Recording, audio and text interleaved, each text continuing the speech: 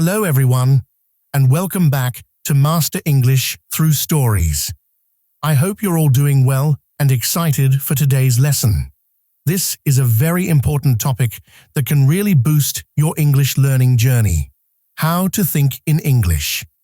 Do you ever feel like when you try to speak in English, there's a delay, like you have to think in your native language first and then translate into English? Well, you're not alone. Translation is a huge obstacle for many learners, and it's what holds you back from speaking fluent and naturally. But today, I'm going to show you how you can skip that step and start thinking directly in English, which will make your communication faster, more fluid, and more confident. In this video, we'll cover the 4 most important stages to train your brain to think in English. These stages are practical, and you can start practicing them today. But first, before we dive into the steps, don't forget to subscribe to the channel if you haven't already, so you can stay updated with more lessons like this. Now, let's get started with thinking in English. I promise you, it's going to change everything for you. Stage 1. Think in verbs. The power of action. Words. The first step to thinking in English is to focus on verbs, the action words in any sentence. When you start to think in terms of action, you'll notice that English becomes much more dynamic and interesting. Verbs are essential because they represent everything that's happening around you. Why focus on verbs? The reason we begin with verbs is simple. Action is everywhere. We are constantly doing things, observing things happening, or experiencing changes. When you learn to think in verbs, you can start to form meaningful sentences without relying on translation. The action itself gives you the framework to build your thoughts in English. Think about it for a second.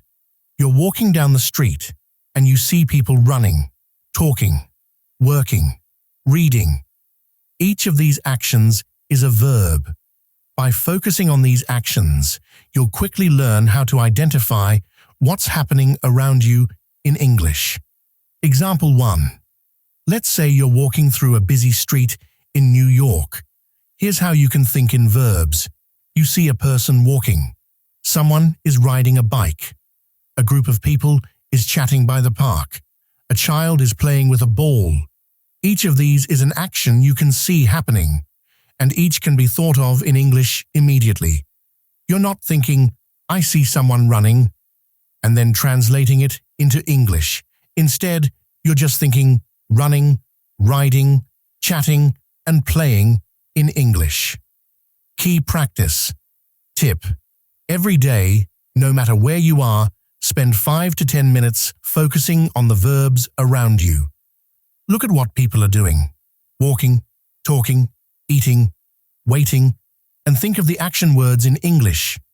Try to spot 5 verbs from your surroundings and mentally translate them into English. Stage 2. Think in nouns, naming the world around you. Once you start thinking in verbs, the next step is to think in nouns, the words that name people, places, things, and ideas. Every noun you see around you has a direct translation in English. The beauty of nouns is that they form the foundation of our thoughts. Everything you see can be named, and every name has a direct English equivalent. Why focus on nouns? When you can identify the things and people around you in English, you begin to form the foundation of your English vocabulary. People, objects, places, and concepts are the building blocks of any sentence. When you look around, you can name them immediately, and this allows your mind to naturally associate these objects with their English names. Example 2. Imagine you're at the Eiffel Tower in Paris. Look around. What can you see? People taking pictures. A man selling souvenirs. The tower itself, with its lights sparkling. Cars driving by. The sky, which is mostly cloudy today. Tourists from all around the world. Trees, buildings, chairs. By now, you've started thinking about the world around you in terms of nouns. You're no longer looking at a group of people and thinking, "What is that?" Instead, you know those are tourists, and the big thing in the sky is the Eiffel Tower. Key practice tip. Try this exercise everywhere you go. Look around and name 5 to 10 objects, places, or people in English. At a cafe, you might see glasses, plates, people, and chairs. If you're at the park, it could be trees, dogs, and benches. This exercise will help you build a stronger vocabulary in English. Stage 3. Think in sentences. Connecting verbs and nouns. Once you're comfortable thinking in verbs and nouns, the next step is to begin thinking in complete sentences. This is the point where you can start forming full thoughts in English. Sentences are the core of communication. They allow you to express what you're doing, what you see, and what you feel in a clear and structured way. Why think in sentences? When you start to connect verbs and nouns, your thinking becomes more organized. You won't just have random verbs and nouns in your head. You'll be able to combine them to describe the world in a meaningful way. This is the foundation of being able to speak fluently in English. Example 3. Imagine you're at the beach on a summer day in Miami. How could you describe what's happening around you in English? I see people swimming in the ocean. The sun is shining brightly. There are kids playing with sand castles. The sound of waves crashing is so relaxing. These are complete sentences. Notice how we've combined verbs, swimming, playing, crashing, with nouns, people, ocean, kids, waves. This is how you form thoughts in English without needing translation. Key practice tip.